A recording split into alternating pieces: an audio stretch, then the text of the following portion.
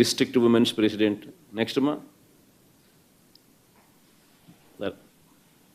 నేను అడుగుతా ఉన్నా, ఒక రాజకీయ పార్టీకి దగ్గరుండి ఆర్కెస్ట్రేటెడ్ పద్ధతిలో ఒక రాజకీయ పార్టీ ఆర్కెస్ట్రేటెడ్గా గవర్నమెంట్కు వ్యతిరేకంగా గలం విప్పుతూ ఉంది పత్రిక టీవీ ఛానల్ అని చెప్పి, గొంతు నొలపడం కోసం అని చెప్పి నువ్వు నీ తెలుగుదేశం పార్టీకి సంబంధించిన కార్యకర్తలను ఉసుగొలిపి నీ ఎమ్మెల్యేలు నువ్వు అంతా చేసే కార్యక్రమం ఇది ధర్మమేనా అని అడుగుతా ఉన్నా. చివరికి సుప్రీంకోర్టు ఇదే కొమ్మినేని గారిని సుప్రీంకోర్టు, మామూలుగా సుప్రీంకోర్టు బెయిల్ అనేది అరెస్ట్ చేసిన వ్యక్తిని సుప్రీంకోర్టు బెయిల్ అనేది ఇవ్వదు. అరెస్ట్ చేసిన వ్యక్తిని సుప్రీంకోర్టు రాజ్యాంగంలోని ఆర్టికల్ 32 కింద విచక్షణ అధికారాన్ని ఉపయోగించి ఇమ్మీడియట్లీ రిలీజ్ చేయమని చెప్పి ఆదేశాలు ఇచ్చింది. ఇదే కొమ్మినేని కొమ్మినేని శ్రీనివాసరావు గారు. అంటే చంద్రబాబు నాయుడు గారు చెంప మీద ఇదొక చెంప చెల్లు అనిపించినట్టు కాదా? మరి అదే కేసులో సాక్షి కార్యాలయాలన్నీ ఈ మాదిరిగా తెలుగుదేశం పార్టీ కార్యకర్తలందరి చేత ఈ మాదిరిగా దగ్ధం చేస్తే దీనికి గవర్నమెంట్లో ఉన్న చంద్రబాబు నాయుడు బాధ్యుడు కాదా?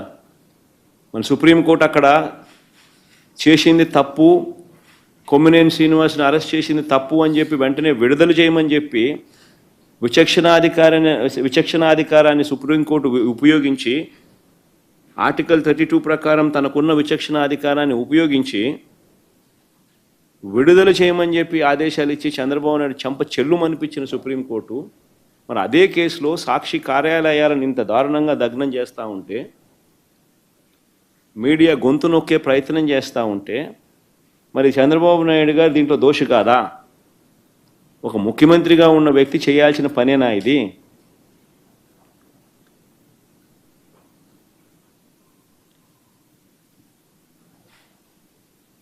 ఇది తప్పుడు సాంప్రదాయం కాదా? రేపొద్దున ఇదే సాంప్రదాయం కొనసాగితే రేపొద్దున ఎవరైనా బతుకుతారా?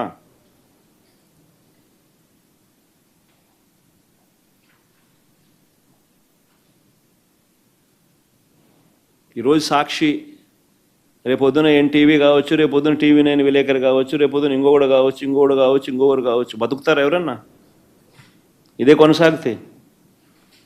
ఇతడు విచ్చలవిడి రౌడీజం కాదా ఇది?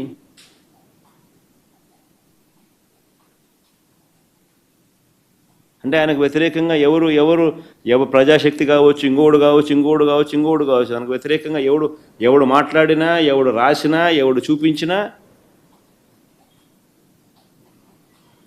రెడ్ బుక్ రాజ్యాంగం కరెక్టేనా ఇది?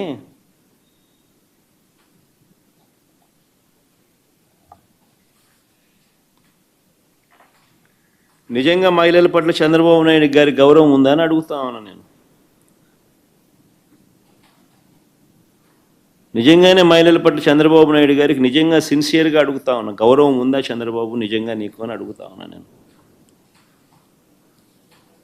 ఎందుకు అడుగుతున్నానంటే, నిజంగా గౌరవం ఉన్న వ్యక్తులైతే సత్యసాయి జిల్లాలో రాఫ్తాడ్ నియోజకవర్గంలో రామగిరి మండలంలో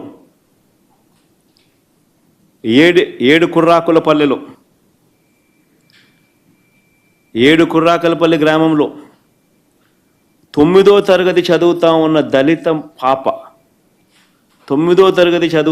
దళిత చిన్నారిని, దళిత బాలికను టీడీపీ వాళ్ళు 14